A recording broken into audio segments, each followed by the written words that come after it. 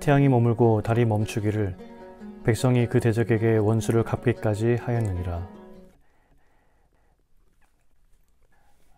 오늘도 수많은 선택을 하게 되죠. 무의식 중에 선택하는 것도 참 많아요. 매일 반복되지만 매번 갈등이 되는 것들도 있죠. 점심시간의 메뉴도 그럴 거예요. 선택할 때 무엇보다 우리를 힘들게 하는 것은 그 결정이 큰 책임을 가져올 때 우리는 갈등하게 되죠.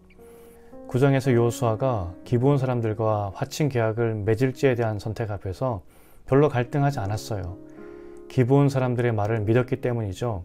여호수아는 기브온 사람에게 진실했지만 기브온 사람들은 그렇지 않았어요. 여호수아와 이스라엘 백성을 속였고 이것은 사실 하나님을 속인 것이나 마찬가지였죠. 여호수아는 이런 술수를 부린 기브온 족속의 비겁함을 핑계하면서 억울하다 할 수 있었겠지만 그래도 여호수아의 잘못이 크죠. 한 민족과 평화 조약을 맺는 것이 중요한 결정임에도 하나님께 묻지 않았으니까 결국 여호수아의 잘못된 선택으로 기브온 족속과 평화 조약을 맺은 것이죠. 그럼 여호수아의 잘못된 결정에 하나님은 무엇라고 말씀하셨을까? 나와는 상관없는 조약이니 무효다라고 말씀하셨을까요? 오늘 본문에서 여호수아가 아무런 갈등 없이 스스로 판단해서 맺었던 조약에 대한 평가가 나와요. 기브온이 이스라엘과 평화 조약을 맺었다는 말에 가나안 토착 5왕이 기브온을 공격해요. 배반이고 배신이기 때문이죠. 가나안 토착 왕들 입장에서는 절대로 가만둘 수가 없어요. 가나안에 대한 정보가 이스라엘에는 없었을 거예요. 이들이 선봉이 되어서 가나안에 대한 정보를 주거나 길잡이 역할을 한다면 전쟁에서 가나안 토착민들의 이점은 사라지기 때문이죠. 그러니 반드시 기브온 사람들을 죽여야 했어요. 그러면 정보 유출도 막을 수 있고 또 제2, 제3의 기브온 족속 같은 변절자를 막을 수 있기 때문이죠. 기브온은 도무지 이길 수 없는 연합국 앞에서 여호수아에게 도움을 요청하죠. 그리고 주저없이 여호수아는 전쟁에 나가죠. 그런 여호수아에게 하나님은 나타나셔서 두려워하지 말라고 전쟁에서 이길 것이라고 확신을 주세요. 그리고 얼마나 크게 이겼던지 태양이 중천에 머물면서 하루 종일 멈춰있는 기적이 있게 되죠. 그동안 이스라엘은 가나안 연합국에게 대승을 거두어요. 결국 이 전쟁은 하나님의 약속대로 큰 승리를 하게 되는데 그 큰 승리를 위해서 자연 만물까지 하나님은 이용하시죠. 이스라엘을 위한 전쟁이 아니었어요. 기브온 민족을 지켜주기 위한 전쟁이었죠.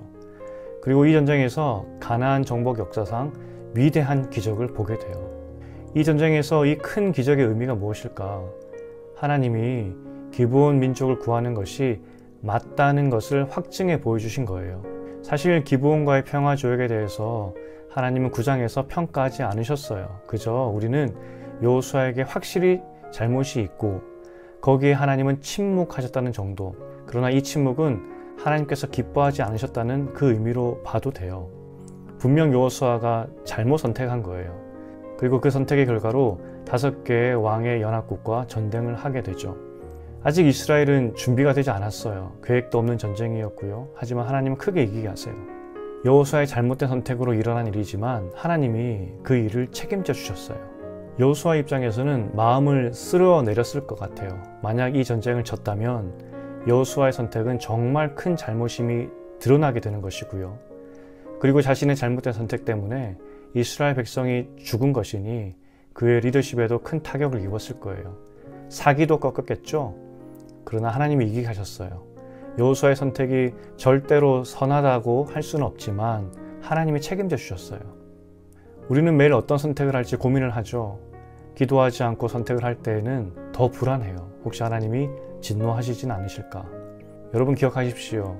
여러분의 자유의지를 가지고 방종하라는 의미는 아니에요. 그러나 여러분의 한 가지 선택으로 여러분이 망하거나 성공한다 생각한다면 우리가 믿는 하나님을 과소평가한 거예요.